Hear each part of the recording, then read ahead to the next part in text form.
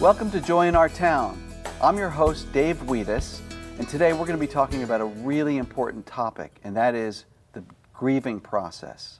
How do people grieve when we suffer the death of a family member or a good friend? And our guests today are Dick and Jeannette Taylor. They're good friends who have unfortunately experienced much loss.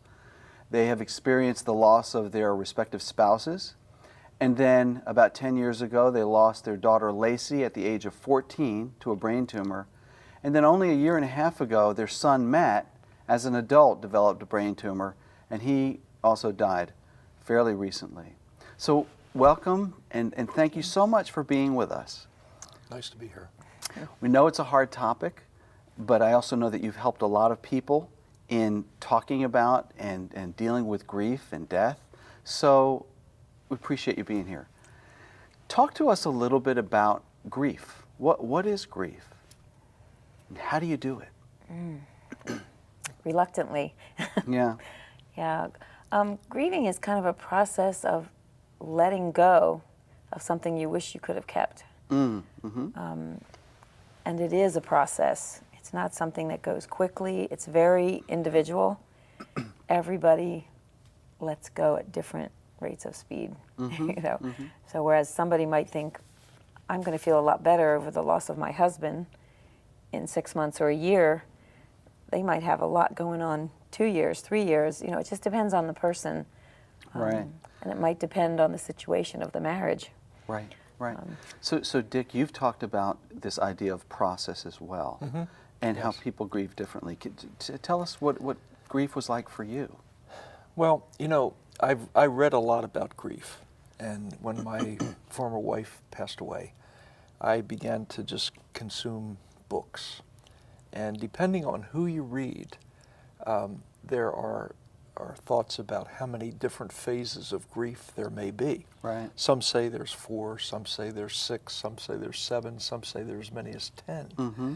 But I think the important thing to understand is that there is a process of grief. For me, you know, it was almost as if there were an ocean in front of me, and the tide was coming in. And that tide was a range of emotions of just kind of feeling overwhelmed, and almost like you couldn't breathe, almost like it was so heavy that you couldn't carry it. Right. And then all of a sudden that wave would pass, and then you'd start to feel more normal or more free. Right. But you never knew when that was coming. And it could hit you at times that you weren't prepared for it. Maybe you were driving down the road. Maybe you saw something that was familiar from the past, heard a song, or you went to a familiar place that you had been with your loved one, and then all of a sudden this yearning and this missing, this emptiness, loneliness would come across it. Right. Yeah.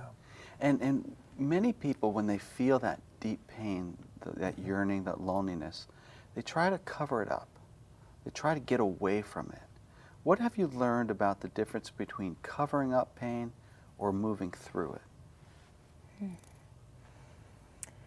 Wow, hiding from it is probably going to hurt you a lot more later if you try to escape, whether it's through drugs or alcohol. I mean, that's definitely how people try to mask it.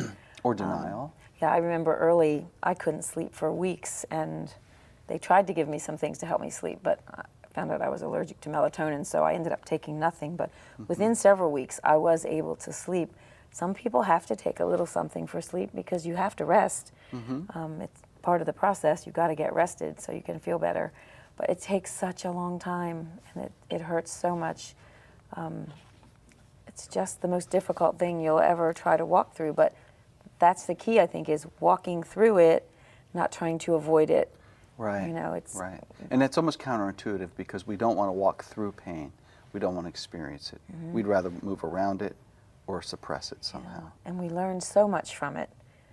I think you learn things you can't learn any other way. I was surprised just yesterday morning. I was out taking a walk and started picking berries.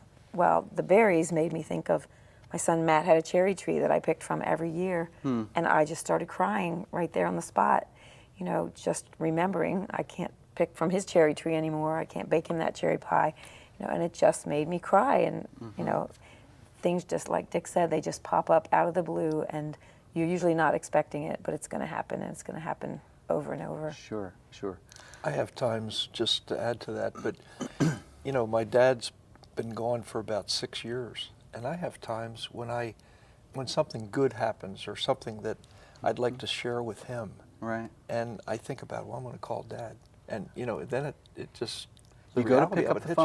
phone, right? Well, I haven't gone quite that Yeah, far, I don't yeah. think, but I think about it in my mind Mhm. that I want to share this with him. Mm-hmm. And do you ever forget, or does it ever go away? I'm not sure. Right. I'm not sure that right. it does. It doesn't go away, but perhaps emotions change over time, and your experience changes over time. I would say that's Yeah. true. Yes. I just want to be really basic with you about tears. None of us really like to cry, except sometimes crying makes us feel better afterward. Talk about the idea of tears and how tears play a role in grieving. I remember I was in a grocery store pretty soon after losing Lacey, and a lady came up to me, and she looked at me, and she said Lacey's name. She mentioned Lacey's name, which is a wonderful thing. I broke out and just sobbed and cried, and she hugged me and held me.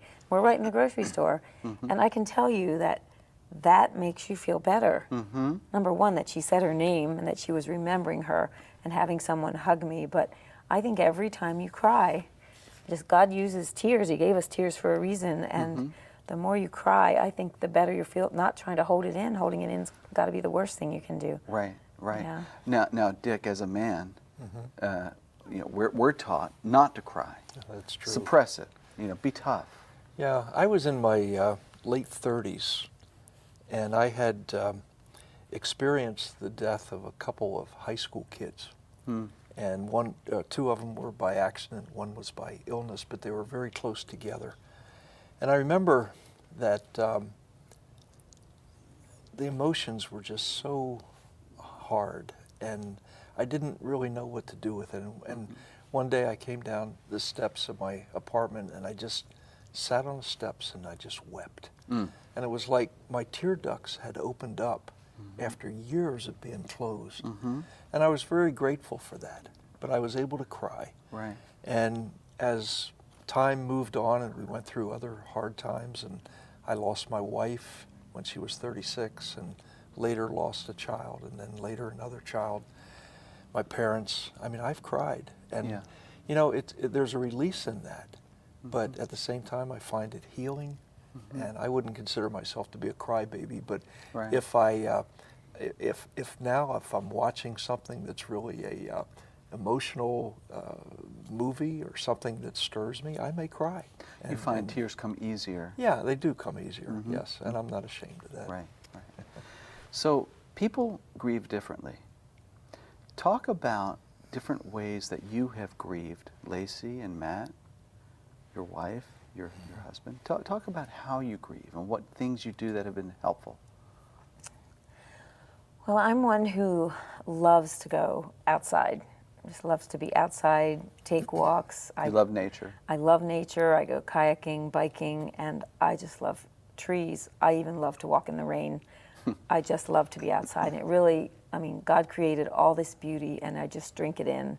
And I think, I feel God's presence when I'm out in that kind of, and so I probably do it more now than I ever did before, because it really helps me to get through this. And I take pictures. I love taking pictures of everything that I see. There's things that I've done to help remember our kids.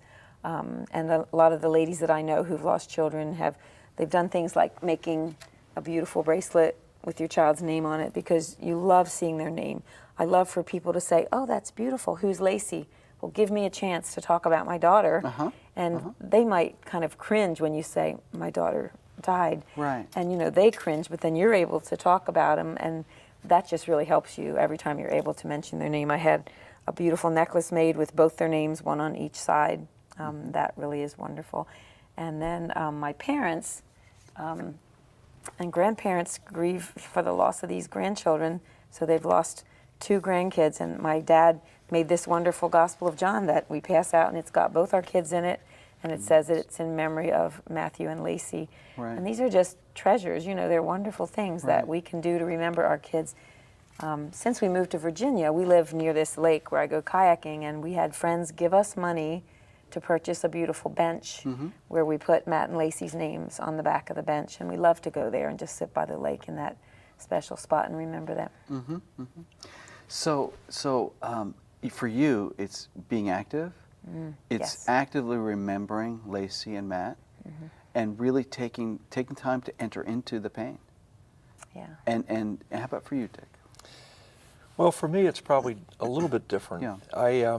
I'm more introverted, and quiet is good sometimes. I'm not a recluse, but I do like to be alone, and I have a hot tub, and that's kind of a place where I retreat to, and I'll sit alone and read, and I'm very content. Right. And so that's kind of my refuge. Right. My wife gives me a lot of space with that, and I try to give her a lot of space. As a matter of fact, when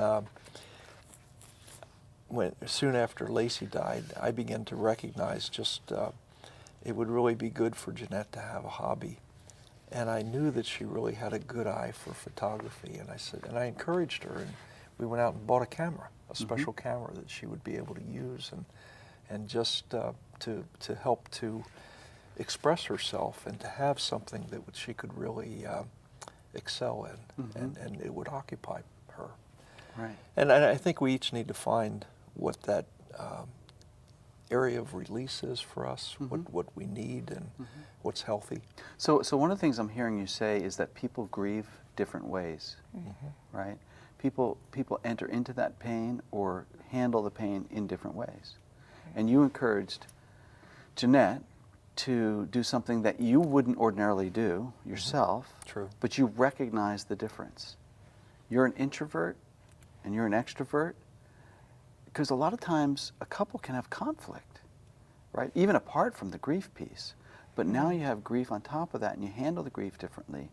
So talk a little bit more about how you handle that. Well, just understanding that we were different. We knew that before we went through the grief process, but we were different before grief, and we're different in grief and different after grief. But Jeannette likes to have people around. She likes to be active. I enjoy that, but my preference is to be more alone, and I'm content with things not being active and busy. Right. So we kind of compensate for one another, and yet be considerate of one another. I remember one night she made this list of all these folks that we were going to see, and I was just exhausted listening to the list. And I said, I don't really want to do that. You don't want to do that, yeah. And so what you were able to do is say, look, that's not for me, but it's okay for you. And give her the grace and the space to pursue what she needed. And you were able, Jeannette, to let Dick say, hey,